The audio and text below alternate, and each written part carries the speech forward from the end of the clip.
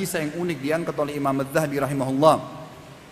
Adalah kisah seorang nelayan dengan seorang pelayan pimpinan wilayah pada saat itu di wilayah Irak. Orang ini teman-teman sekalian, dia seorang pelayan, dia seorang pembantu tapi di seorang pejabat.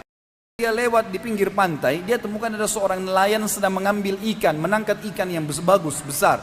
Karena dia seorang pelayan tapi di tokoh masyarakat, dia anggap dirinya punya kedudukan, dia lihat ikan tersebut lalu dia minta secara paksa, bukan dibeli.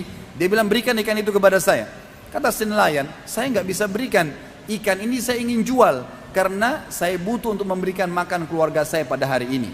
Tapi dia rupanya memukul si nelayan dengan cara keras, kemudian mengambil ikan itu secara paksa. Dibawalah ikan tersebut, dia menceritakan dirinya dalam kisah ini.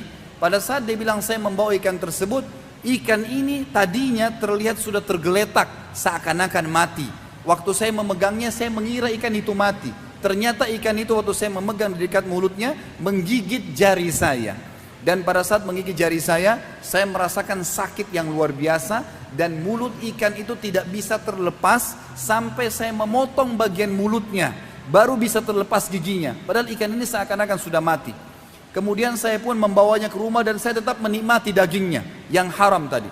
Keesokan pagi, semalam suntuk. Pada malam hari saya nggak bisa tidur. Dia mengatakan kemudian keesokan paginya saya mencari seorang tabib. Lalu tabib ini menemukan ternyata ada bakteri yang sedang menimpa atau mengena tangan saya yang dikenal dengan gargarin atau penyakit yang tidak bisa kecuali harus dipotong.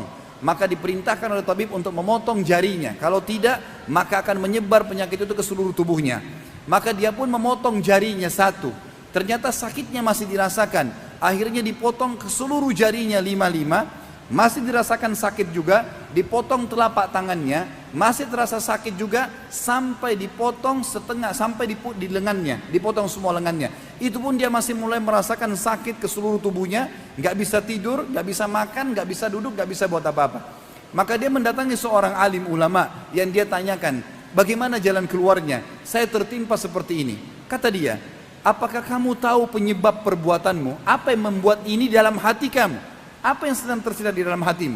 Dia mengatakan, saya diceritakanlah setelah menzalimi seorang nelayan mengambil ikannya yang saya anggap bagus, lalu ikan itu mulai menggigit jari saya. Semenjak itu saya merasakan sakit dan seluruh tubuh saya dipotong, dia sampai tangan lengannya. Maka orang alim ini mengatakan, pergilah kepada nelayan tersebut, cari dan minta kehalalannya. Maka dikejarlah, dia cari seluruh penjuru kota dikeliling, tidak ditemukan sampai 1 minggu.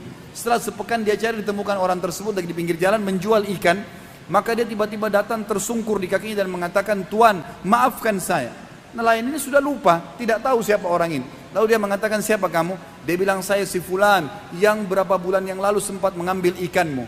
Maka saya minta kehalalannya. Kata nelayan tersebut, memang kenapa? Dia bilang, ikan itu pada saat saya bawa pulang diceritakan menggigit tangan saya padahal sudah kelihatan mati. Dan akhirnya tubuh saya dipotong, sampai sekarang lengan saya dipotong. Dan sisa tubuh saya terasa sakit semuanya. Halalkanlah. Maka nelayan tersebut menangis karena hatinya lunak, mengatakan, saya sudah memaafkanmu.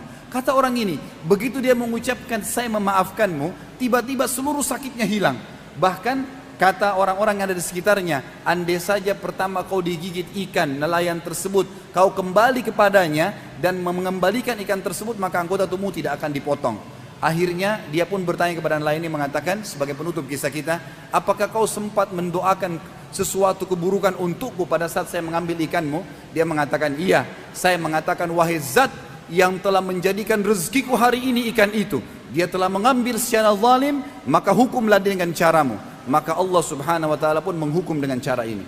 Saudaraku seiman, kita manusia lemah, tidak punya apa-apa. Jangan pernah menikmati dan mengambil hak orang lain.